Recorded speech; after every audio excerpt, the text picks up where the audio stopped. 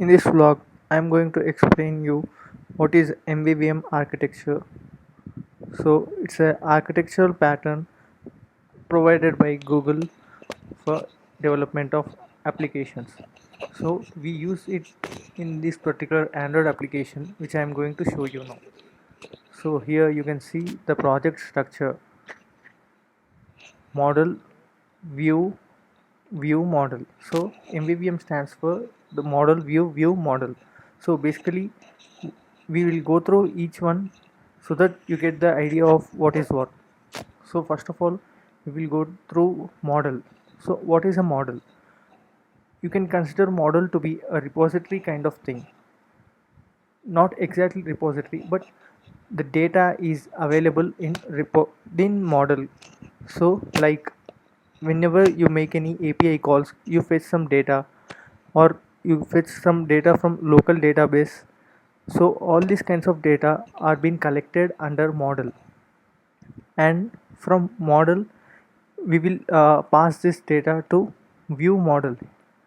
So what does view model does is like it process the data from model and makes the business logic applicable, and after making the business logic it will emit the data or exports the data with the help of observables. It will emit the data, and finally we come to view. So what does a view will do? View will observe those data from view model. Here you can see that the data is being observed. Here you can see from main view model we are observing the data. So here we are emitting the data. With the help of this method we are exposing the data, and which is being observed in our view. So what is the importance of model, view model is here. Model will pass the data to view model in unidirection, and from view model the data is being passed through view. So here view and view model are independent of each other. So like view model doesn't even know which view it is emitting the data, and view doesn't even know from where it is getting the data. So this is loosely coupling of components is observed in MVVM design pattern. So this is the main advantage of it. And also with the help of MVVM we can make use of new Jetpack components called live data and room database. So we have used live data here in this project.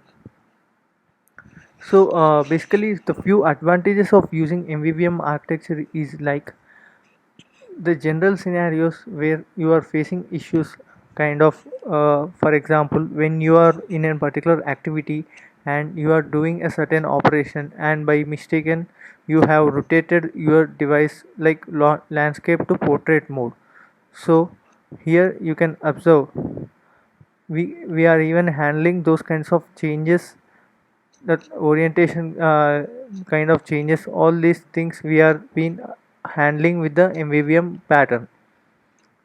And new Jetpack components like live data, all these things are being used with the MVVM pattern, so that it will make the architecture much flexible. And not only this, it is much easier for testing scenarios also, as the every component you observe here are individual. Here model the data is separate, and the view and view model, so it is even easier for the testers and developers to maintain the code and to test them independently. And also, as every component is been individually having its own functionalities, it is much easier for developer also to work on these kinds of architectural projects. So in coming tutorials we will be having this architectural pattern used in our projects. So subscribe to our channel to get those project details, because I will be making the next projects on next videos on them. so that you can know what is the real-time examples of MVVM architecture model. And in the description section you can find the code links. So if you like the video, like, share and subscribe to my channel, and click on the notification bell icon to get the newly updated videos.